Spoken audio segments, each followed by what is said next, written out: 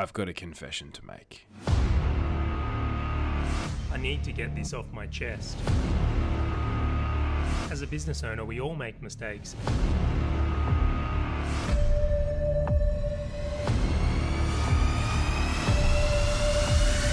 I've got to confess. Hey guys, it's Charlie from Confessions of a Business Owner here, and today we are doing part 2. So this is part 2 with Diana Tower. Part 1 and episode 1, we only intended to go for one episode, but so many gold nuggets and things just came through that we felt we should do this again. So how are you doing, Diana? I am doing great. I'm super excited for round 2. Now, for anyone that doesn't know, Diana is doing something which I just think is exactly what is needed for a lot of people, in which she is a community engagement strategist. So what she does is work with business owners who have a community or Facebook group to help them engage and grow and ultimately have them thrive.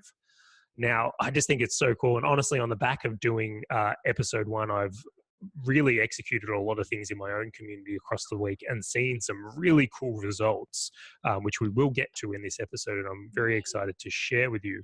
But Diana, do you know what? What? I have a feeling if we get into my story here that we will not get to your confession. And that's exactly what happened last time. I know.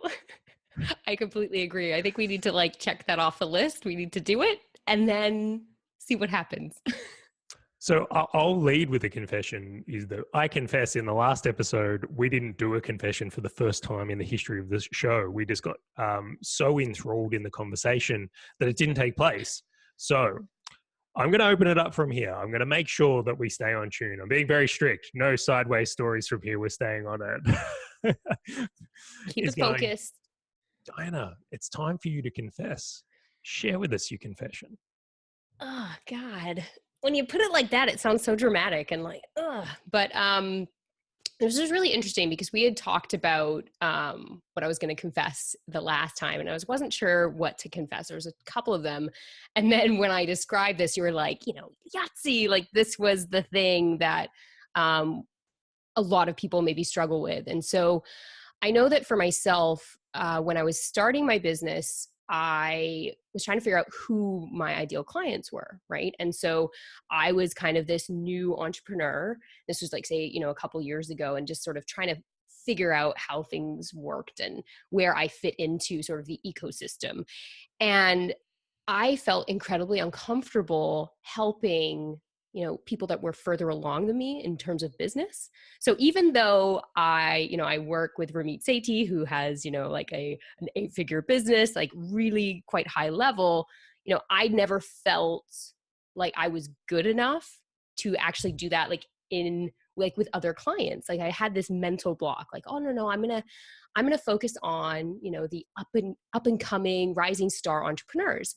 And so I tried to take my offer, which is, community engagement and community strategy, and I tried to take that to these people, who are just starting out.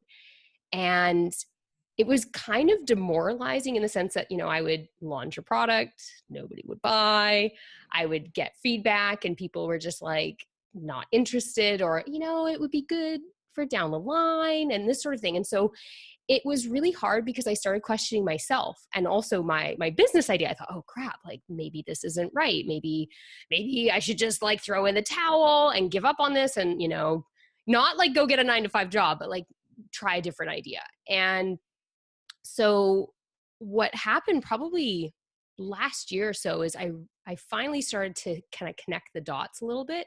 And I asked myself, I said, who's actually paying me?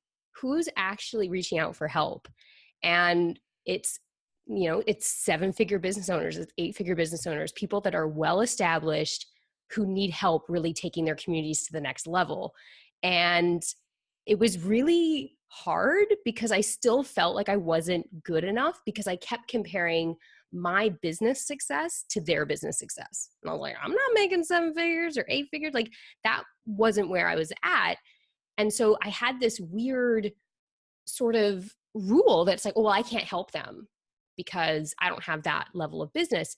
Yet it finally clicked for me when somebody, actually my good friend, Geraldine, she had said, like, Diana, you don't have to have the same level of business. You just have to know more about this area than they do. And you do. Like with community, it's most people have, not that they don't have any idea, but they just don't think about all the nuances and all of the different moving parts that kind of go into community.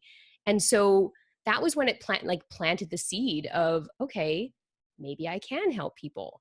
And then I actually started working with more people. Like I started working with Selena Sue, who's a, marketing and publicity, like a PR expert. And I'm helping her with her community. And it's just, you even mentioned this earlier, it's a whole other world when you can help the right client with the right problem, because it allows you to do what you really should be doing. And so for me, I'm getting way better results for these people because they're the right people. It's not like, hey guys over here that, don't really have an established business, but I really want you to have a good community.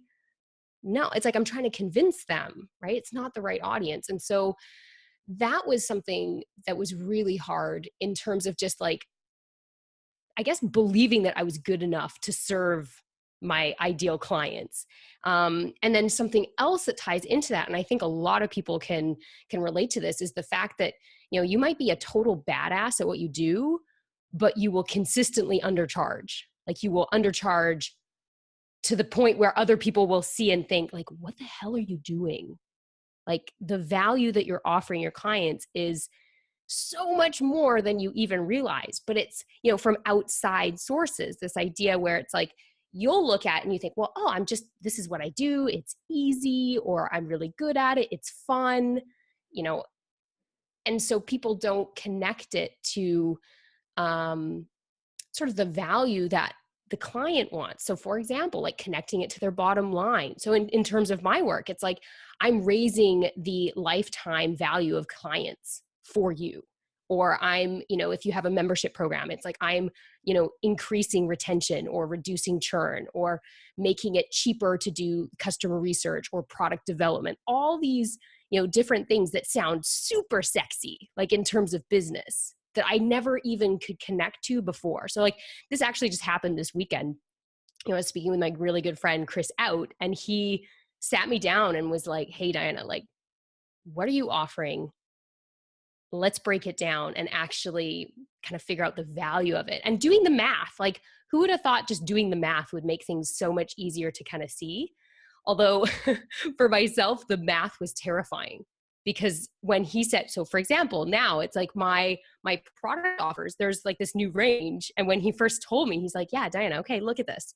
You now offer packages from $50K down to $300. And like literally, like, so for anybody watching, it was the body language that was happening. Like this turtle kind of like, oh my God, what? Like The uncomfortableness sets in. Exactly. And this is the thing. Most people will get that feeling and then they stop. They're like, no, this is wrong.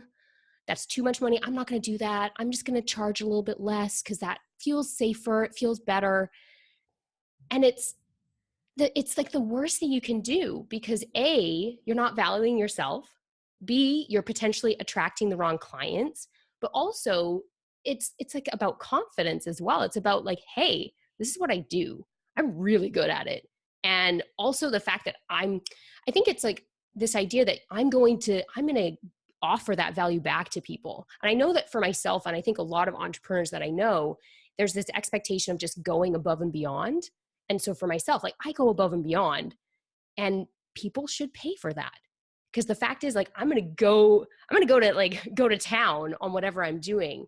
And, that's not something that, like, you can definitely put a price tag on it. But for myself, I've been putting the price tag down in like the discount bin. Like that's the thing, right? So imagine you walk into a store and there's like the discount bin, or there's the really fancy behind the glass, you can't even touch it because it's so good. I mean, different people want different things. Maybe people that are going for the discount bin are not the ideal clients that you want to be attracting. Maybe you want to be attracting the people that are going towards the glass saying, hey, that looks awesome. I'll take one of those.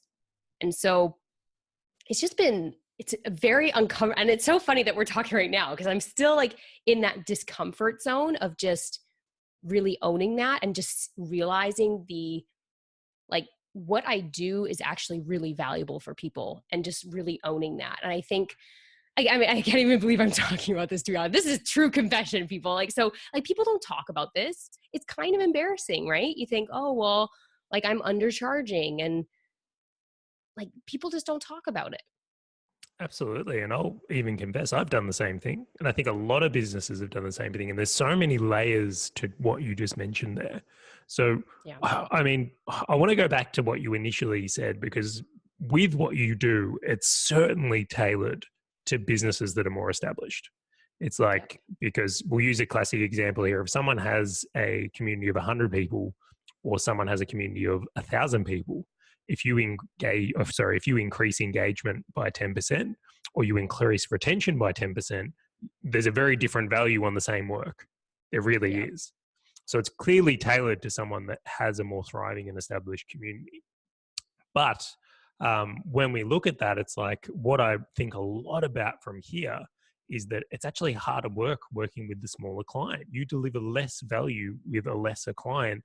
And this is a common story I see a lot, is that when we perhaps don't have the confidence to work with bigger clients because they're intimidating, or we don't, our belief in ourselves isn't that we're capable of those things, we actually make our own life harder because we go into these smaller scenarios where it's like, so true. Isn't it? So when this happened to me, right, I had a marketing agency, and what we would do is take on small clients to try and build up our confidence. But there was a reason these guys were small. They hadn't got their products worked out. Their sales skills weren't fantastic. So it was harder to produce an ROI than it was with the bigger people. And I think the same is very true for you. So I think what I would want to ask you here, rather than just relate something or confirm what is a suspicion, but is like, how did you get over this? How did you recognize this and push through? That is such a good question. I think that it's definitely been a process, and it's probably taken about a year. I would say that there's multiple things. So for example, I have amazing friends. And like by friends, like I'm talking, like these are not like, you know, people that I've known since high school and like this sort of friends, like who are fantastic, but I'm talking like entrepreneurial friends whom I would also potentially even call mentors. I think that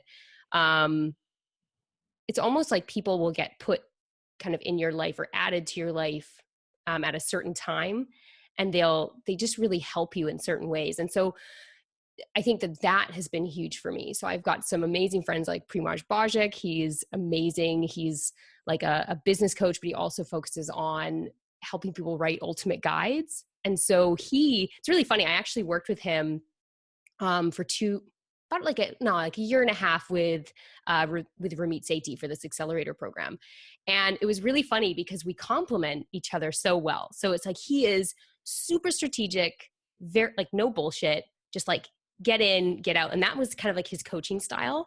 And as you can probably guess from like us talking and whatnot, like my coaching style is a lot softer. It's a more friendly, a little bit funny, like this sort of thing. But then I still kind of I dig in and like get people to, you know, to do certain things. And so I feel like it was sort of this exchange of him helping me become more strategic, a little bit, you know, less bullshit, you know, just get to the point. But then I was helping him sort of like kind of connect with his inner warm and fuzzy kind of guy. Right. And so, you know, that's like one example of just how basically like learning from other people and sort of improving yourself. I think that the other thing as well that's really helped me is just not taking risks, but I think that like this idea of like putting yourself into situations where you could really fall on your face. And like, here's the thing. So like when I first started working with Ramit Sethi, like, so I was an ESL teacher. I was teaching English in Madrid beforehand, and I transitioned into the world of, you know, with coaching and community management. And so I was trying all these new things. And, you know, I would be like, all right, I'm going to write this email. And I'd write the email and it would be like the wrong voice, or there would be something wrong with it. And it was just like, there's this running joke of, I was face planting. And so it was just like, I would try something and I would just like fail epically. And in the beginning, it was horrible. Like I remember, like honestly, more confessions. I remember like crying on a regular basis. Like I would do something, I would propose something, or I think that I handle a situation and maybe I did it wrong or not in the best way. And it was this feeling like in that moment, I was a complete absolute failure. And it was like, my brain was just saying like, okay, you need to stop. Like, you're not good enough for this. You need to give up. Like, just come on, Diana, like throw in the towel. And it was like this constant, like face planting, eating gravel, getting up, wiping myself, dusting myself off, and then going and trying again. And doing that for like a year and a half, with incredible growth. And I think that most people, what happens is they try something, it doesn't work or it fails and they feel like shit, and then they never try again because it's just too painful. It's too hard and they don't think that they can do it. And I think that for me, that resilience, that ability to just be like, okay, this didn't work, but okay, I'm going to keep going. Next time I'll do this differently, or get advice from somebody. Like that's how like having those friendships and having that support from other people was huge, because if not, I'm like, I work from home. I'm in my little nook in the south of Spain in my head, which, let's be honest, in your head is not a friendly place sometimes, right? Because it's like, it's a dangerous place. It is, seriously. Like, I think that like this is where dreams die. It's like in your mind, this idea that like, oh, well, you can't do that. Don't dream about that, because that's never going to happen for you. Or like I know for myself, like, I wish I could just stick a microphone like in my head or in somebody else's head and just listen to what they're saying to themselves, because holy shit, I know for myself, it was ugly, like really, really awful. And you think, where the hell did this voice come from? Like, she's a bitch. Like, she is not like, go Diana, you're awesome, you can do this, like the way that I am with everybody else. It's like, for me, it was just like, yeah, this isn't going to work for you. You're going to fail. Just give up now. Like, so speaking of like confessions, I remember, what was it? In 2 years ago, we did this live event for IWT, and it was called Forefront. It was in New York. And so myself and Primaj and my other really good friend, Mark Aarons, we had to kind of host an icebreaker just to kind of get people talking. And we had this plan, and we were just going to get people to kind of talk to each other and connect. And it was literally 5 minutes before we were going on stage in front of 500 people. And Primaj, came over and he's like, this isn't going to work. It's going to be some bullshit icebreaker exercise. They're not going to really connect. We need to take it to the next level. And so we were standing, like, we're literally like standing in the corner. We got 5 minutes to go. And I remember him saying, he's like, if we want them to get vulnerable, we need to get vulnerable. Okay, so what we're going to do, guys, is we're going to like confess one of our biggest fears in front of everyone in like 2 minutes. Get ready. Let's go. And like, go up on stage. I'm not kidding. So we get up on stage, and I remember, you're standing there, you're all mic'd up, and there's like 500 people looking at you. Your boss is there. Like, all these people are there, all like your colleagues and everybody. And now I'm supposed to like confess my biggest fear. And my biggest fear at that time kind of relates to right now, was that they were going to kind of like realize that it was a mistake hiring me, that I was absolute crap, and that they were going to realize it and then just like get rid of me. I think that was like my biggest fear. It was just like, oh yeah, that Diana, she's not really that great. We're going to get rid of her. And so I remember like telling this to everybody, and just saying like, hey, okay, so we're getting vulnerable, and here's my biggest fear. I'm scared to death that everyone's just going to find out like I'm a total fraud, and that I'm, that I don't know what I'm doing, and that they're just going to get rid of me. And it was so interesting because, of course, you're looking, and I know a lot of the people in the audience with this group of people, because a lot of them are the students, and I was looking at their faces, and you could just see this like relief, or this weird, like, just like they kind of got it. And I was like, okay, all right, that's interesting. And so then, Primaj and Mark, they did their confessions as well. And then what we did was we got everybody to kind of turn to the person to the right and just talk about one thing that they were scared of. And it was amazing. Now, first of all, it was really loud because there's a lot of people in the room. But other than that, it was amazing because like people actually connected. People actually shared like, hey, I'm really struggling with this, or there's something going on in my relationship that's really hard, or I'm struggling to find my business idea, or now I've got a team of 50 people and I'm scared to death that like everything is just going to crash and burn and I'm responsible for all these people. And I think the most amazing thing was I remember, and there's photos of it, like there were people crying and like hugging each other and just like having these amazing moments where they felt heard and understood and like a part of something. And I just think that like we're so scared of being seen like in a different way. So even like right now, I'm saying to myself, I'm like, why am I sharing this? Why am I going on a podcast and talking about all my insecurities? Everyone's going to think, oh, she's shitty what she does and she doesn't know what she's doing, right? In my head, that's kind of what's going on. But in a way, it's like, it just makes you more human. It makes you real. And then everybody else is thinking the same shit. So it's like, oh, she's human and she's a badass at what she does. Okay. It's like a different level, right? Well, I think the thing that comes to mind here as well is it's very interesting even in hearing you say that, because my instant response is like, holy shit, that happens to me too. Right. And even, so it's like, I have my doubts constantly. It's like, oh, has anyone listened to the podcast? Is the podcast any good? Or why am I doing a podcast? On the weekend, I spoke at an event and like minutes before going up, I'm like, why would anyone want to listen to me?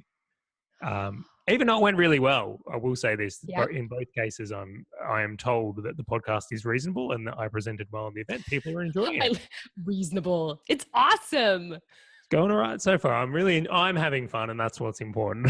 There you go. But someone told me with this is that we all have to remember that we're wired to survive, not to thrive. So that voice and where it comes from is actually intentful for keeping us safe.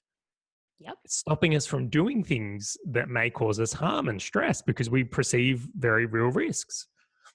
Yep. It's so true. It's like it's the well-intentioned, it's almost like a well-intentioned parent. Like, oh, be careful. Don't do that. Like they might make fun of you. Like, and it's so funny, right? And that's actually a really great way of looking at it. Like your brain is not like this bad guy that's just being a jerk, like bringing you down. It's like they see this as something that is life-threatening because they don't get it. They don't see the difference between writing an amazing proposal and being attacked by a bear. Like it's the same shit for them. It's like up here, it's like, all right, she seems stressed out. Her, all these different indicators are going off. Maybe she should stop doing that.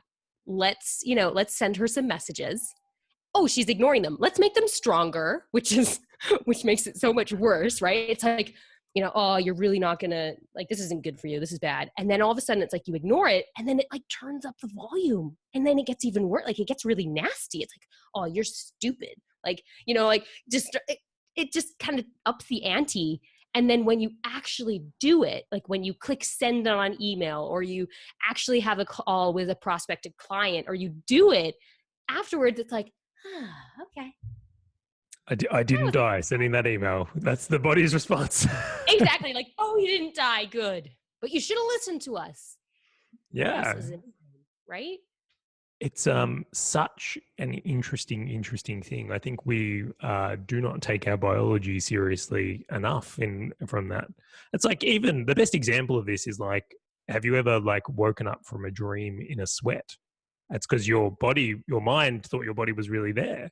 Or like on bang, like, or the idea that if we think about a lemon and a citrusy lemon, like we can make ourselves create saliva without it actually being there. Like our minds are incredibly powerful, or our biggest enemy. For good or bad.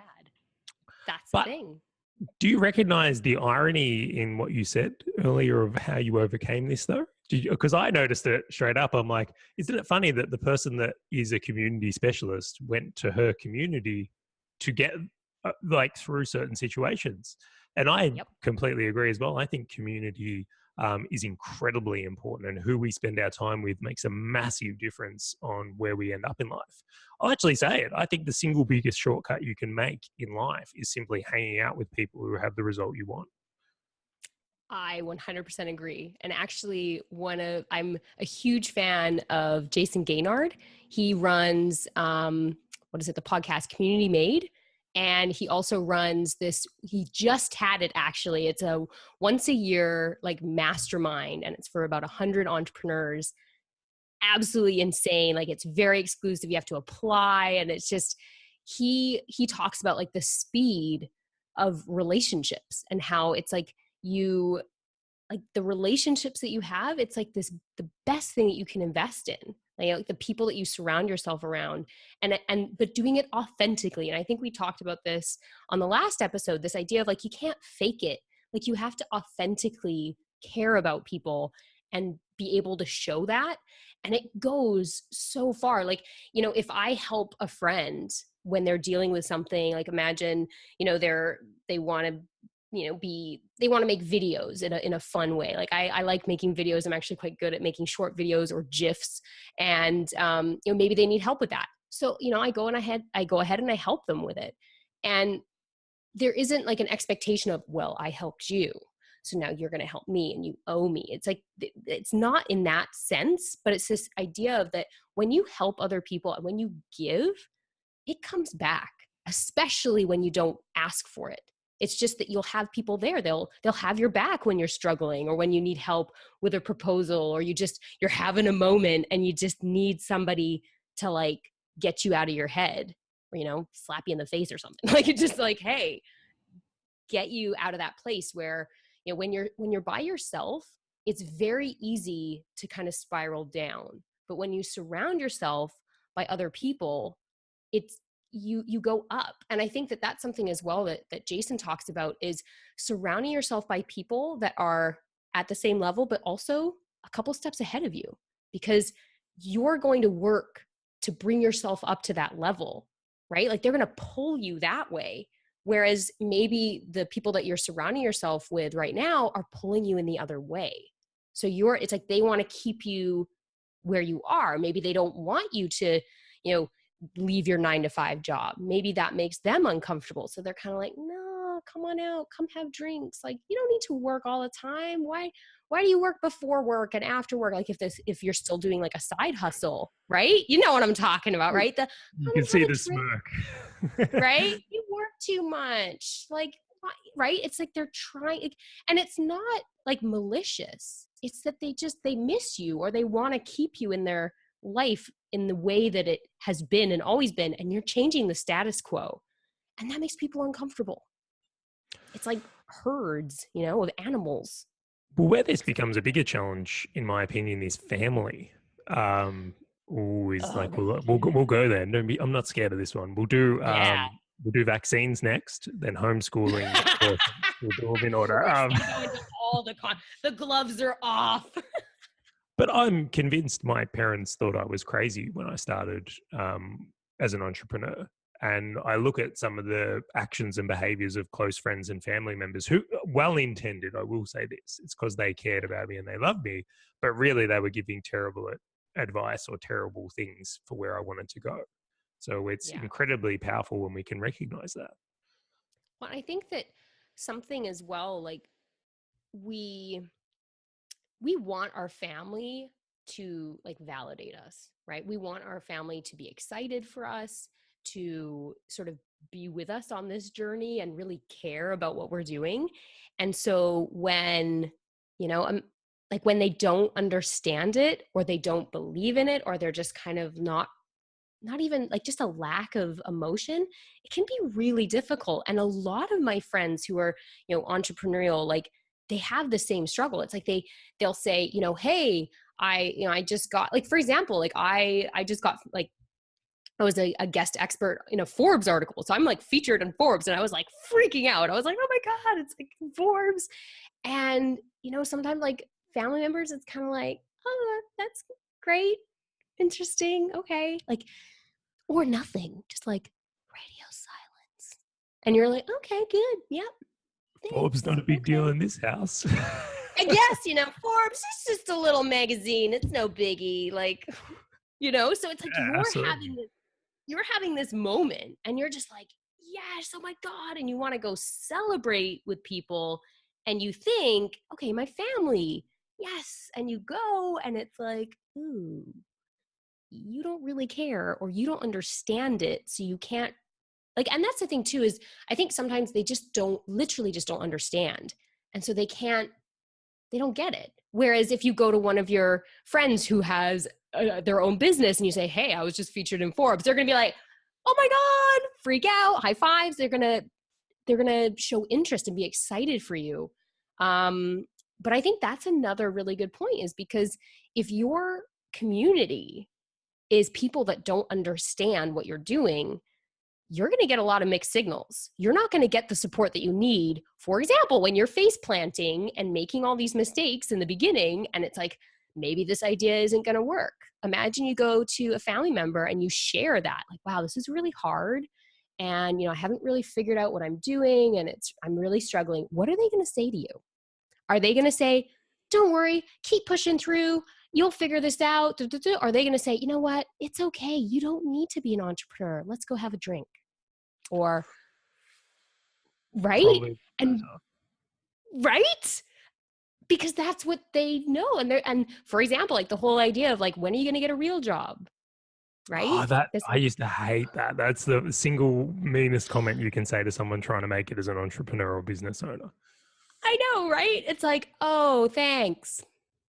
Great. Right. And it's like, and this is the thing too, like it's really funny. Like I've never had a real job. I've always been a freelancer or like a freelancer, I guess. Sorry, like the Spanish word, I'm like autónomo. I'm like, that doesn't help people in Spanish. But I've always worked for myself, but working for other companies or working directly with clients.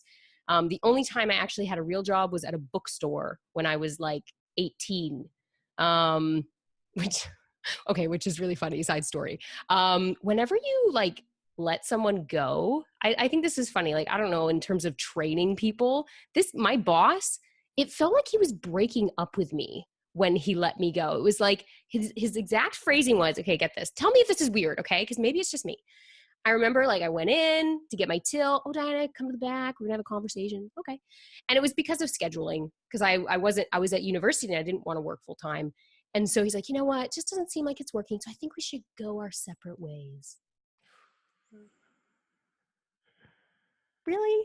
Like in my brain, like literally I was sitting there like, that doesn't seem like the right phrasing for this situation. Then I proceeded to cry, okay? Because I'm a crier. So seriously, if you want to make people feel really uncomfortable, just cry. Because he was like, I'm going to give you a moment, and just sort of like backed out of the room, kind of like Homer Simpson going into the bush, just like. Absolutely.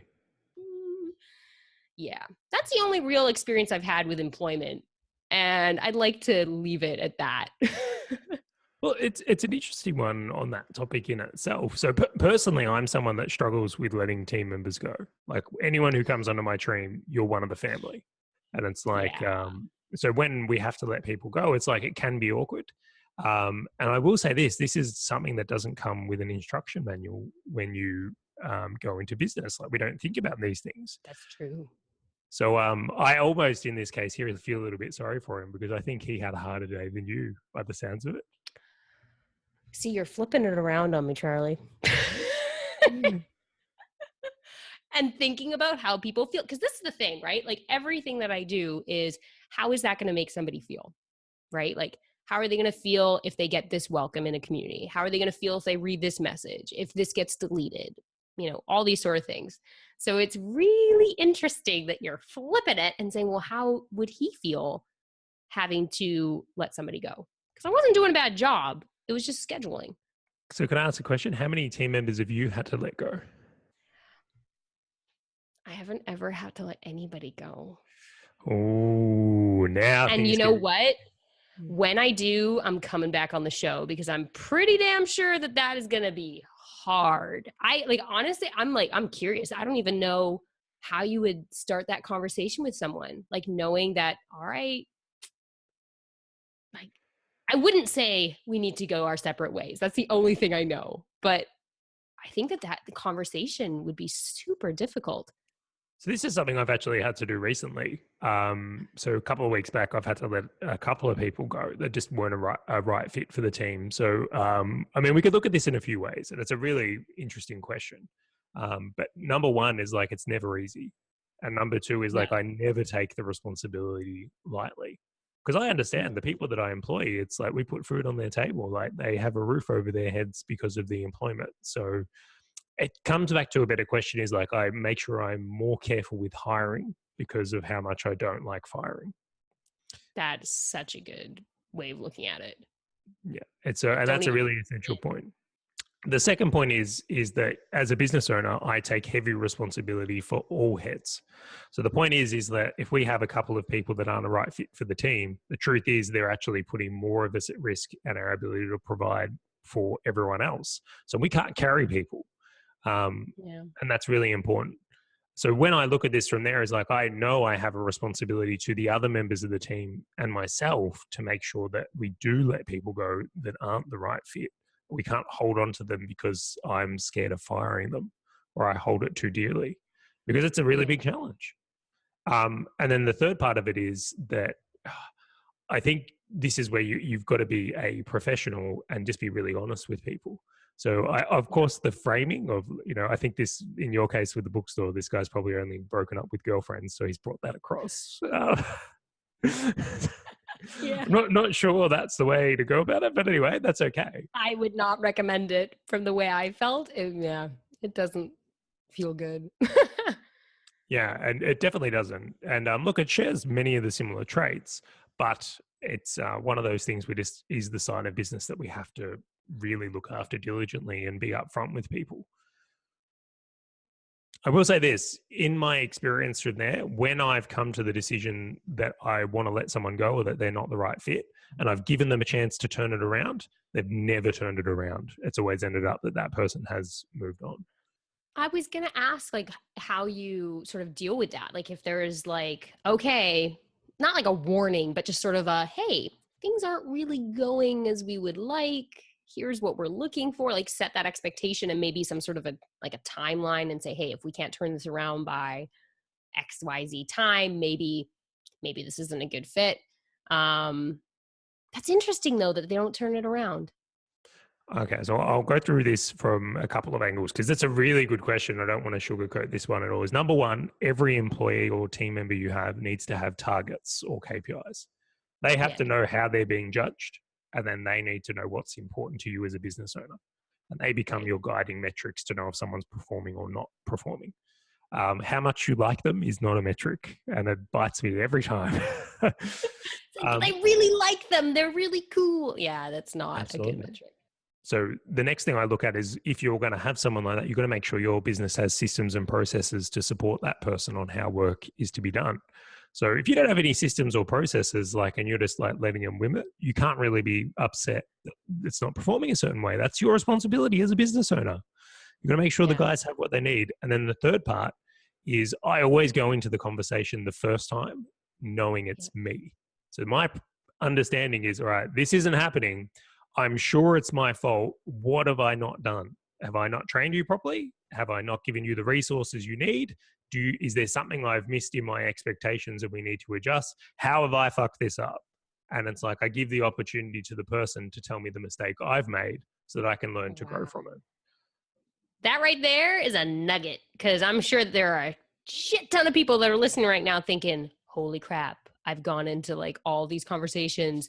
You're not doing this and you're not doing that. And also think about I wonder how that went. Probably not very well. But that's the thing, is because if you go into a conversation and someone's like, you, it's like you're on the defensive. But if you go into a conversation saying, hey, look, I screwed up. I'm not doing something right. Give me some feedback or tell me how we can make this situation better. It's like you put their brain into problem solving mode. It's like, oh, well, this would be better, or this would make things easier, or maybe it's not clear what is expected of me. That's fascinating. I'm taking notes for the future. you you can steal that as and anyone else listening, I encourage you to steal it, because the relationship you have with your staff is imperative. And if you're known as the type of boss that's a tyrant, or you go in and blame other people, you're not setting yourself up for success at all. Where it's like, and I will say this as well, is like, I've had some interesting people work for me over the years, and I've had more than one bad team member.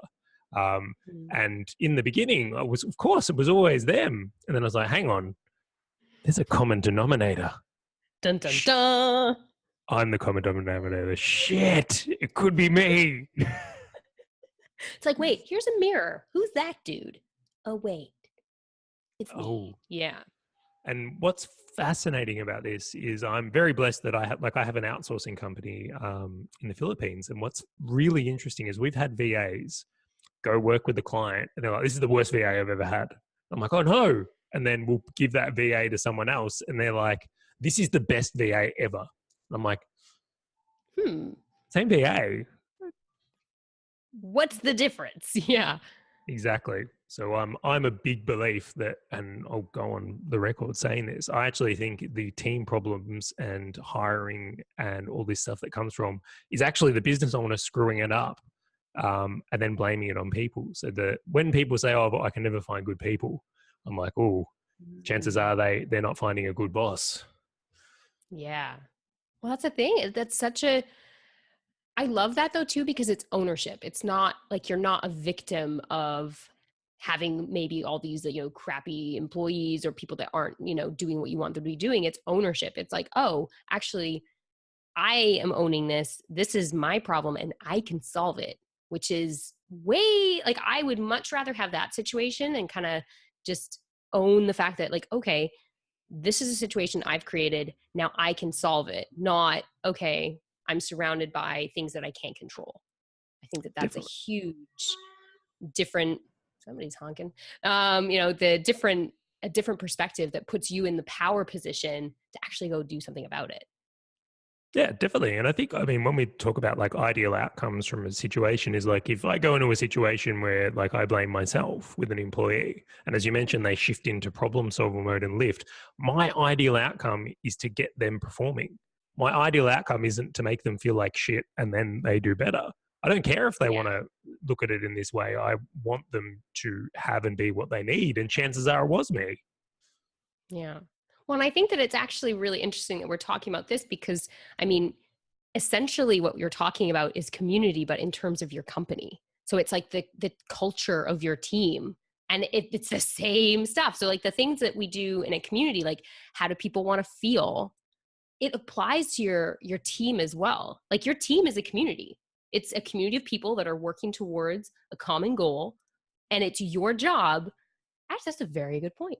It's your job to figure out how they want to feel and make sure that in every interaction that you're having with them, that they feel that way, and then minimizing the other thing. And so what I love about what you're saying with this approach is that you go in taking on responsibility because you don't want to make them feel like they're being attacked or that you're blaming them. Like nobody wants to feel that way.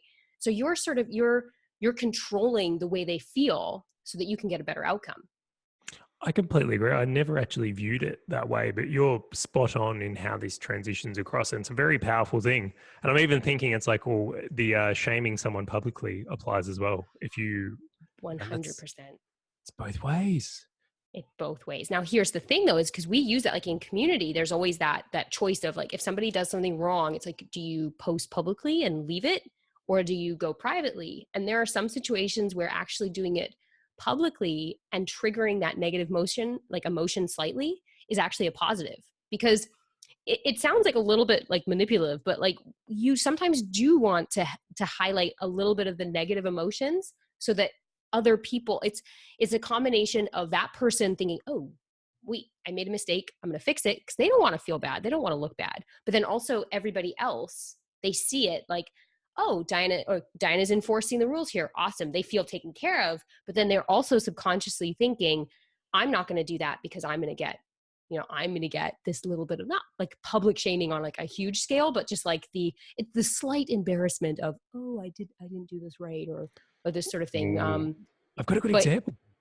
You so do. If someone doesn't post something in the right place in Google Drive, we will publicly put that out there as like, guys, because we want to train everyone. Like, this will not be, especially with the podcast files. Any of my team, if you are listening, and any podcast files are in the wrong place, Dun, dun, dun, dun, dun. smackdown. There you go. We've Drop the publicly done it hammer.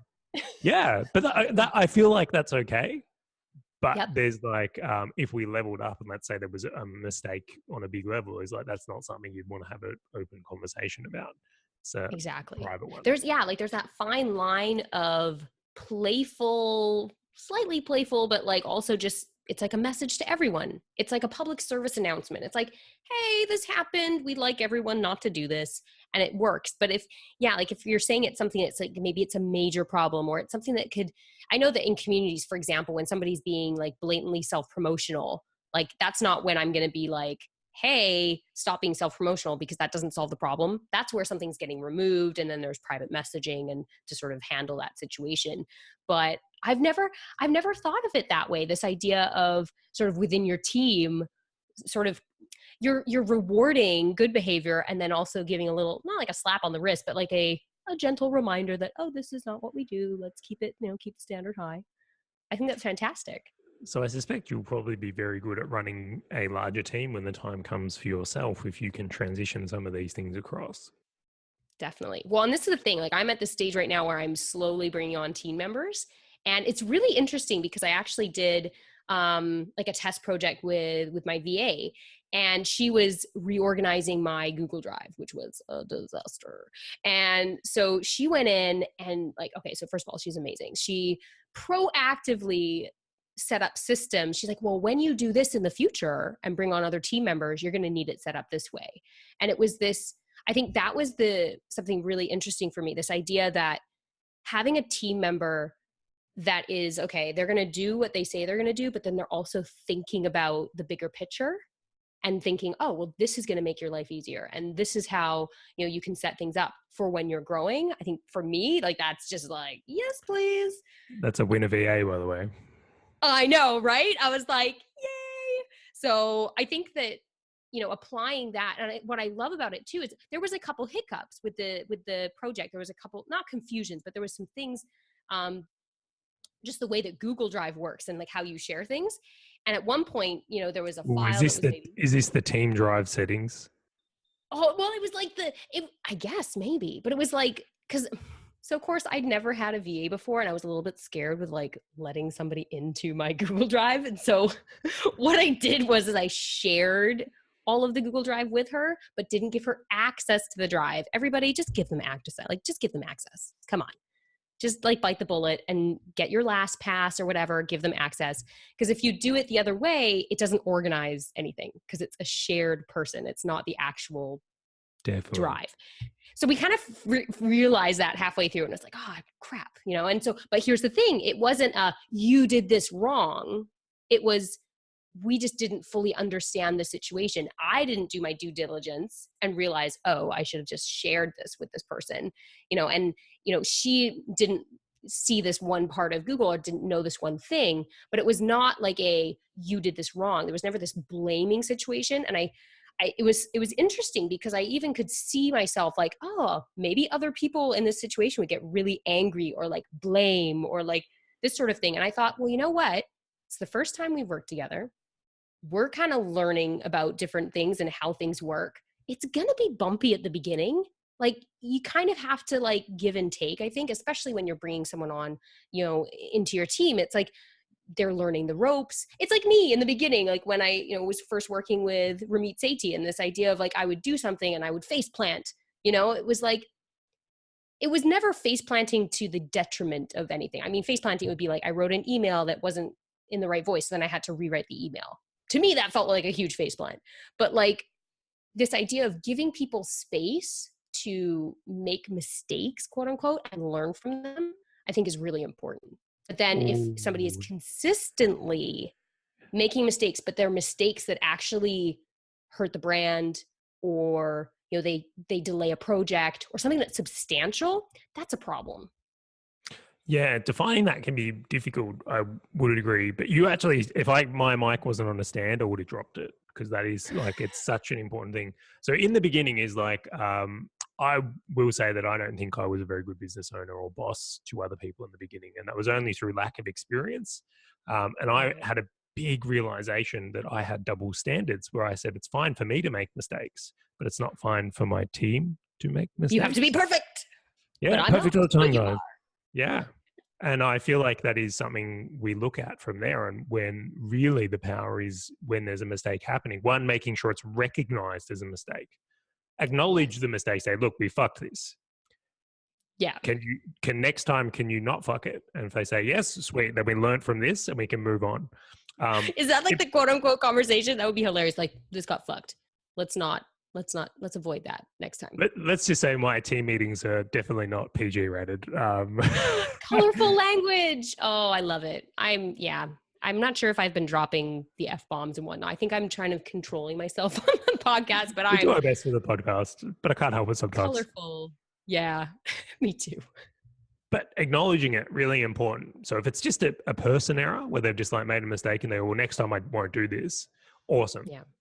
However, you've got to acknowledge it, because if they don't see it as a mistake, they're not going to do anything differently. Or if they don't know how to not make a mistake, well, they're like, well, the only result I know how to get is to make this mess. Well, then you're going to have to go, okay, well, then that's a sign. Well, we need to look at training or system or doing it differently or have someone else do it. So you've got to be objective from that point of view. Most of the time, this is the thing with my guys I look at particularly. When a mistake happens, it's more just putting your hand up and I go, right, is this something was just a people error? Or is this something we need to look deep into? So no, I just made a mistake. Sweet, let's move on. Yeah. It's seriously fascinating, like seeing the correlation between like company culture and community culture. Because like what you're talking about right now is the guidelines. If people don't know what is a mistake, or they don't know what is okay or isn't okay, they have no idea. They're going to be like, all right, I'm going to share my sales page. Boom. Oh shit, that's not allowed. There is nothing written in the guidelines. There are no guidelines.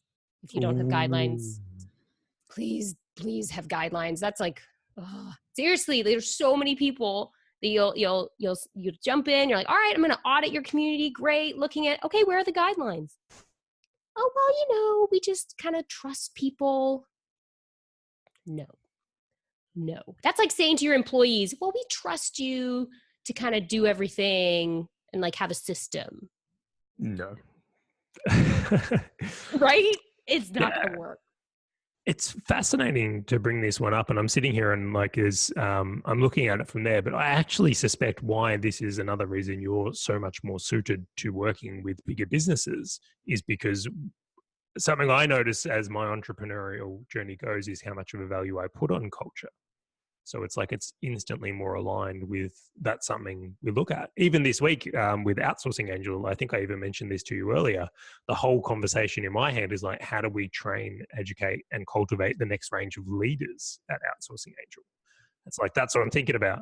Where it's like, I wasn't thinking about that when there was 3 people in the company. Right. So it's different levels, and you're not even going to think about that until you get there. Absolutely. So somebody else that's back there, they're not thinking about that. And it's the same thing like with community guidelines. Nobody is thinking about the problems until they have it sitting there and they're like, shit, how do I deal with this? What do I do? Oh, this wasn't actually stipulated in the guidelines. So now I have nothing to back me up. So now I have to kind of deal with this situation and try to do it in a way that, preserves the culture or the feel or the vibe of the community. But then also, like, there's so many facets, like protecting your business, protecting the other members of the community, making sure that that person understands that this is not okay and that they don't do it again. And then sometimes it will escalate. Sometimes people get really angry. And if it does, then it's like, well, then what? Like having systems in place to know like how to handle that and what you do and what the stance of the company is. Because I know that like for myself as a community manager, I know that there's like different steps and different levels of sort of handling negative situations. But then at some point, sometimes it gets to the point where it's like, this person should not be in here. This person is actually like negatively impacting like the vibe or the feel of the community. And that's when like sometimes like you actually have to remove people. And it's, you know what? And sometimes people, it's like, well, we're just going to remove you. And that's in your guidelines, for example. Or sometimes it's just like, you know what? Here's a refund. I'll tell you what. Can you please do this? Please, you have to do this. In your community, when you do it, or the next one you go into, when someone is ejected, I want you to do what your boss did at the bookshop. I Oh think my it's God. go our separate ways. But just I'll make a GIF. Go our separate ways. And just I think you have to. I don't think there's an option for you anymore. I think that there is a moral obligation. Now, you know what's weird is I kind of want, I want something negative to happen just so that I can like make that happen. Although I think that might irk someone, especially if someone is to the point where we need to remove them. They're probably not a very friendly person. So me sending this fun GIF probably would like. Look, even if you just make it and send it to me, I'll be happy. But it's like I will do that. nonetheless, Anytime I think that someone gets removed, you're going to get this GIF. You're like, oh, look, someone's been removed from a community that Diana's working with. that could be your trademark. That's really like could. your little. So I want to ask, I mean, the irony is we're 57 minutes into this podcast right now, and I had a ton more questions that I wanted to ask you already, and like even the confession is gone now, but such interesting conversation in many, many ways. So we may, we'll discuss later if we're going to do a part 3. It very well could happen at this point from here. But I wanted to, if it's okay with you, can I ask a couple more questions at the moment? Or Sure. it sounds like we can. So one of the things I'm very curious about from here is what communities are you a part of? That is a really good question. So for myself, most of the communities that I'm a part of are related to courses that I'm taking. So for example, there's like Zero to Launch from Ramit. There's Impacting Millions from Selena Sue, which is like for media and publicity. That one I'm actually like helping now with as well, but I'm also a student. So for example, when my podcast goes live, I'm going to be sharing, woo, here's like part 1, part 2, maybe part 3. And there's a couple of communities that are smaller. So they, for example, like this past weekend, I got together with 4 other of my friends, they're entrepreneurs, and we make like a little Facebook community that's just for us. And it's funny, actually, now that like you asked that question, I'm trying to think. It's all related to courses. So like, for example, my friend Primoz Bajic, he has a course for Ultimate Guides, and I'm in his community as well for that. Trying to think if there's any communities that aren't related to sort of courses or personal development. You stumped me. That never happened. Good. That means I'm doing great investigative journalism here. But damn right. What I'm coming back to. Here's the thing. Like, I think that with community, it needs to have a purpose, at least for myself. And what I find is that if I'm not working towards something or doing something actively with the community, I'm not really in it. And so, for example, with courses, if I'm actively writing my ultimate guide or I'm actively, getting publicity, like I'm in it because I want to be surrounded by those people. I need that support system that's specific to that purpose. And so then, yeah, it's interesting.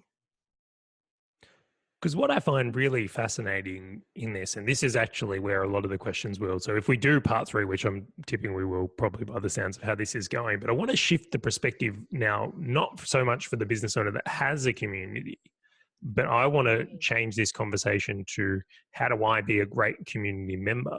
Because I actually suspect, because I look at this and like, we can talk about that.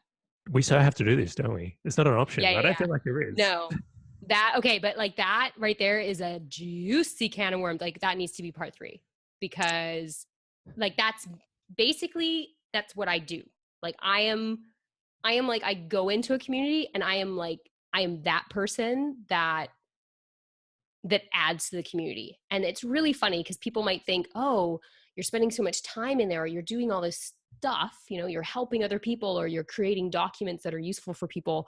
And they might see it as like a time suck, or they might see it as like, oh, you're using time that you could be doing something else. And for me, it's an investment because I do it naturally. So that's something maybe we can talk about too, is like, how do you kind of hack that a little bit? Because I sort of just do it naturally. But this idea that I know that if I'm active in a community, I'm going to get 10x back. If I'm active in the community, the host of the community is going to appreciate it. And that builds a relationship with that person, which I love, like building relationships with people. But then also you build relationships with the other students. And like, those are friendships. I know that, like, for this program accelerator that I manage, it's like, there are people in there that I am now like friends with. Like, so for example, like the people that I got together with at the beach, they were all originally from that program. And so it's these real friendships. And if you can create a community that actually creates real friendships, that is community. Some like bringing people together that actually want to hang out in the real world, that is something special. And I feel like if you go in there and you give yourself and you help other people, you'll get that community back. But a lot of people aren't willing to give it. Well, I actually suspect, so this is my own selfish reasons, but of course, because I have a community and I'm wanting to help my guys be great community members so they can get the most out of it. And I feel like that's part of the conversation that's missing, but something we both share. And it's funny that you said this because we didn't rehearse this, is that I've actually got great friends in my life from communities. A lot of my best friends have come from communities. Yep. On reflection of our episode last week, I looked at it and it's like, well, I'm part of a cycling community. I'm part of a business community. I'm part of a personal development community. I'm part of a podcast community. Like, communities play a huge role in my life, and it's something I do put a lot of time into. And when I look at this, the conversation we've had has been very much around, how do I run a great community? But how do I be a great community member will be part 3. We are doing this. Oh my God. Yeah. Because that is exciting, because that applies to everybody. So if you're joining a course and that has a community, or you're joining a membership where you're specifically joining to get value from this community, like, what can you do? Because here's the thing. I think that people are a little bit confused. They say, oh, well, I'm paying for access to this community.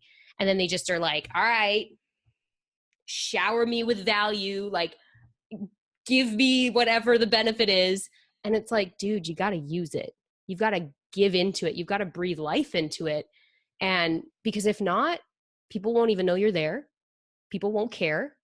This is the thing. People won't care. And I think that's the most important part. If you care, that's when people reach out. And I think that, for example, like when I first joined the program as a student, so when I first joined Accelerator as a student, I asked, because Primaj was running it at the time, I asked him, like, how can I get the best value from the program? And he said, connect with some of the other students, like hop on a couple calls with them and just chat. Don't work on business or anything, just hang out with people. I said, okay. And it was really funny because I kind of took it to heart. I said, okay, I'm going to message, like, I think I messaged like 50 people. I was really gung-ho. I was like, hey, I just joined. I'd love to hop on a call just to chat and like get to know you and see what you're working on. And I thought like maybe like 5 people would reply. And I ended up Skyping, I think, with 20 or 25 people in a week. So it was just like boom, boom, boom, like all week. And it was so funny because in the moment I thought, like, I don't know if this is like the best use of my time. Like, I'm just hopping on calls with people. And I look back at it and it was the best thing I could have ever done, because for one, I made 20, 25 friends, like an actual friends, like people that, were interesting and unique and had really cool backstories. And it was like, oh my God, I know John and I know Jane and I know all these different people. So that was just, it made me feel really connected right off the bat.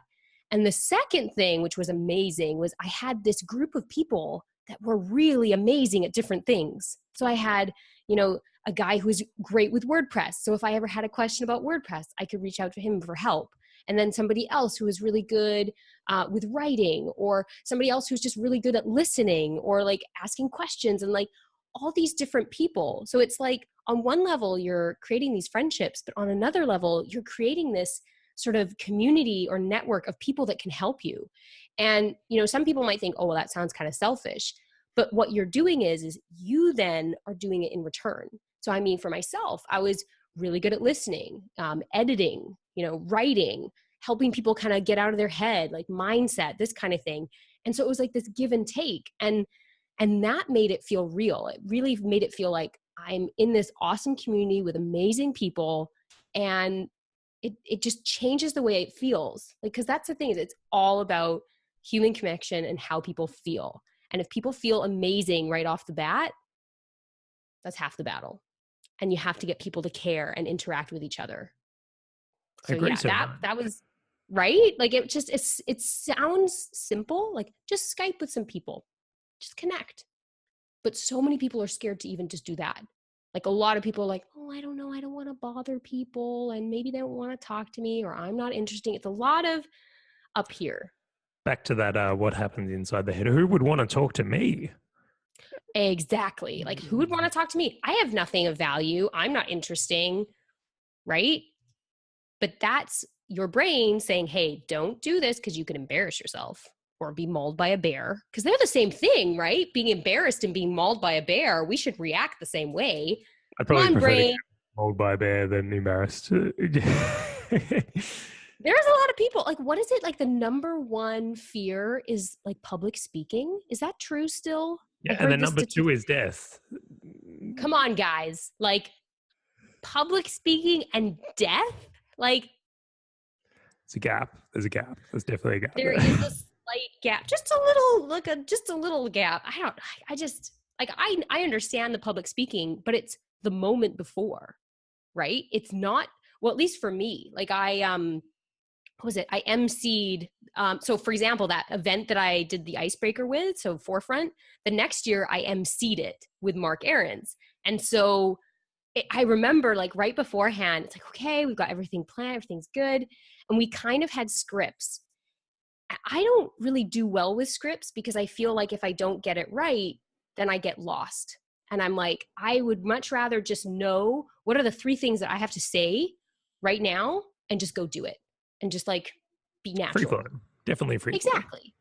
And so I remember like I got the mic and we're standing backstage and it's like, there's like a stage manager, Amber, she's amazing. So she's back, she's like, all right, let's go. And it was just like, come out on stage and there's 500 people and you're just like, hey guys, like just, it was, the moment before was terrifying, but then you're up on stage and it really wasn't that bad. And also, here's a quick tip.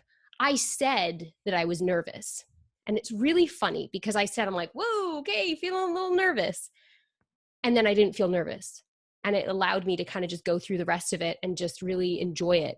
But it was so funny because so many people came up to me and they're like, thank you so much for, what was it? They basically said that like I was lying, or like, that was really nice of you to pretend to be nervous because, it made us feel better. I was like, no. I was really nervous. I said, no, you weren't. You were so good.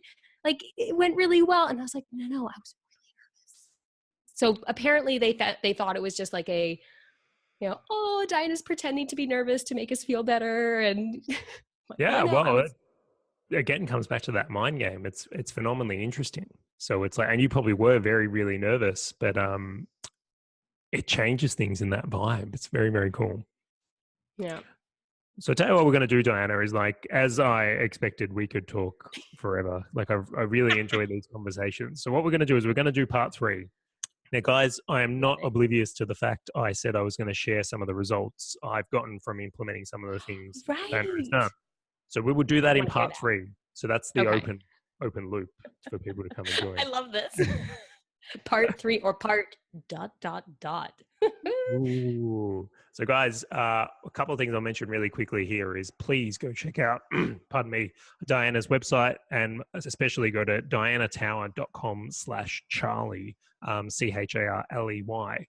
And she's arranged for some downloads for us so you can come and look at things that I think are very imperative for anyone that's has a community or is thinking about doing a community from there. So I want to say a massive thank you to you, Diana, for coming on and doing this all over again and agreeing. I feel like I might have pitched it too hard on air where you felt obligated, but nonetheless, I'll take it. So not at all. Thank you for part 2 and pre-thank you to coming to do part 3. Thank you so much for having me. And I'm excited. I'm really excited for part 3 too. So thank you so much. Well, that's it for this one, guys. Thank you so much for listening to the show. This has been Confessions of a Business Owner with Diana Tower, and we look forward to seeing you on the next episode.